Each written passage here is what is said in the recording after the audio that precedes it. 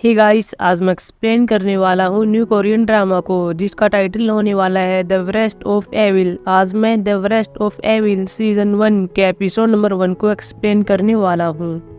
Episode की शुरुआत में कुछ गैंग के लोगों को देखते हैं जो कि एक दूसरे को मार रहे होते हैं। इनमें हमारे मेन कास्ट भी होते हैं।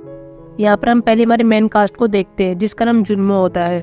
यहीं पर जुन्मो की वाइफ भी होती है जिसका नाम यूइजंग होता है।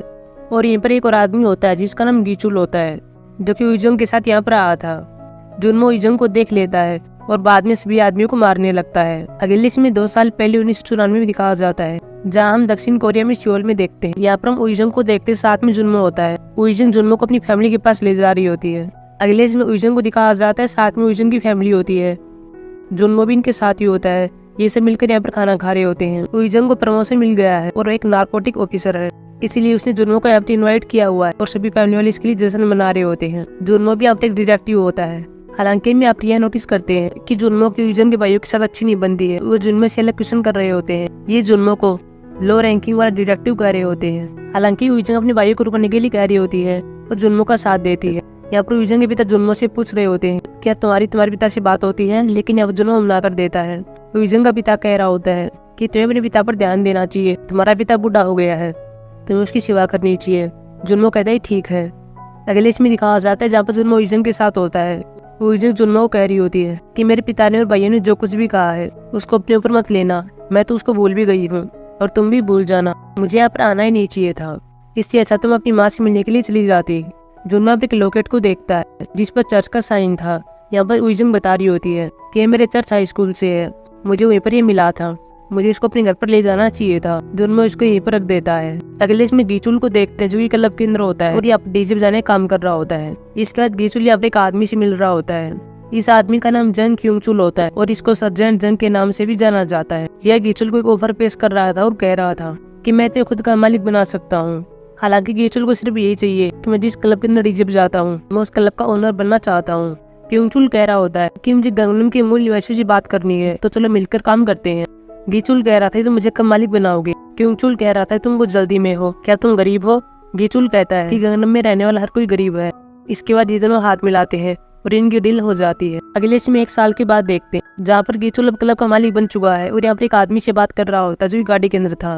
और ये आदमी गीचुल को कह रहा होता है कि मैंने प्रोफेसर इनको ढूंढ लिया है और वो अपने काम में बेस्ट है, लेकिन वो रिटायर हो चुकी है। गीचुल कह रहा था पैसा कुछ भी कर सकता है, तुम उसी कांटेक्ट में रहो। तभी गीचुल के पास इसका एक आदमी भागता हुआ आता है और कह रहा होता है कि जल्दी से क्लब के अंदर चलो। बाद में क्लब के अंदर आते हैं और यहाँ पर देखते हैं कि यहाँ पर कुछ लड़के बुझा ड्रग्स ले रहे होते हैं, साथ में कुछ लड़कियां भी होती हैं। गीचुल इनको रोकने के लिए आता है लेकिन यहाँ पर एक लड़की कह रही होती है कि अमीर परिवार से है। ये लड़के गीचुल के सामने आते हैं और कह रहे होते हैं कि तुम कौन हो और हमको क्यों रोक रहे हो।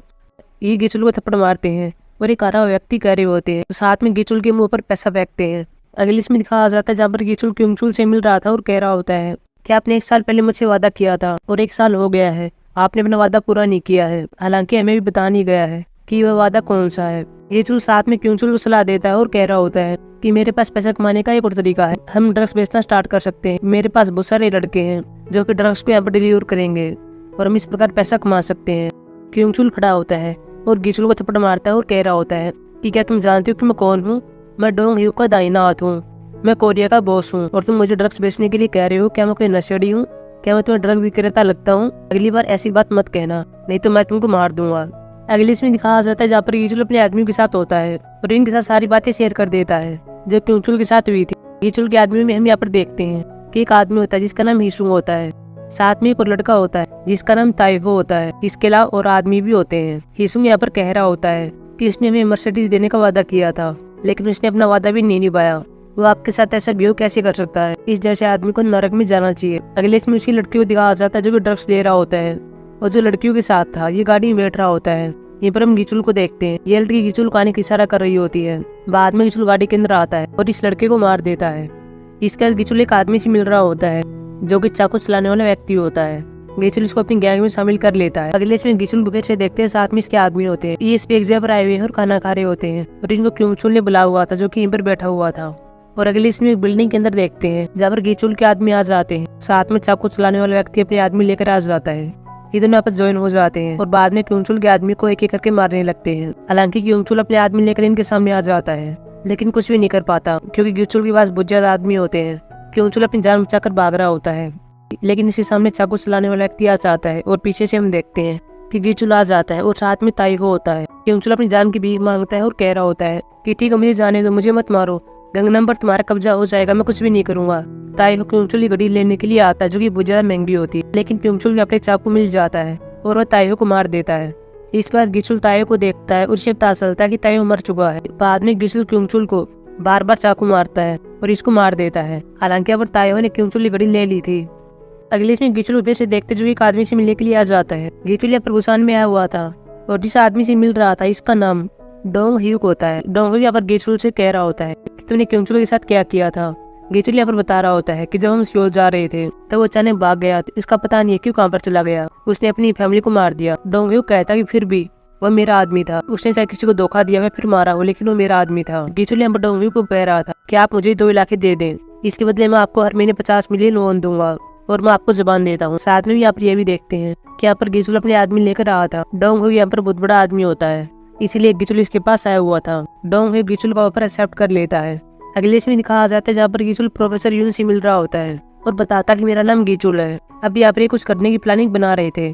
अगले इसमें क्लब के अंदर देखते हैं जहाँ पर एक लड़की शराब पी रही होती है और शराब में बुझा ड्रग्स मिला लेती है और बाद में खड़ी होकर डांस करने लगती है, लेकिन ये नीचे गिर जाती है और इसकी डेथ हो जाती है। अगले इसमें हम एक प्रोसिक्यूटर ऑफिस में देखते हैं जहाँ पर कोरिया के और साथ में जापान के प्रोसिक्यूटर मिल रहे होते हैं। यहाँ पर जापान के प्रोसिक्यूटर एक वीडियो दिखाते हैं और कह रहे होते हैं, और यह लड़का जो कि वीडियो के अंदर होता है यह एक ड्रग डीलर होता है जो कि जापान की जगह पर ड्रग्स बेच रहा था। साथ में ड्रग डीलर यही बता रहा होता है कि यह ड्रग्स कोरिया से आता है।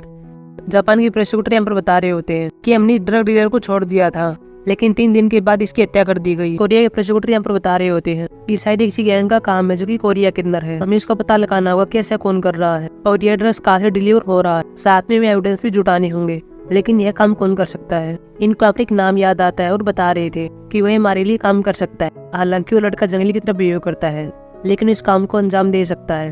अगले इसमें पुलिस वाले को देखते हैं, इसका नाम डो ह्यूक होता है और ये जुल्मों से मिलने के लिए आ जाता है। अभी दोनों बैठकर बात कर रहे थे, ये दोनों बहुत ज्यादा करीब होते हैं, इनका रिश्ता भाई की तरह है। डो ह्यूक जुल्मों से कह रहा होता है कि तुम सियोल कब गए थे। यहाँ पर जुल्मो कह रहा होता है कि मैं महीने में 1-2 बार जाता हूँ।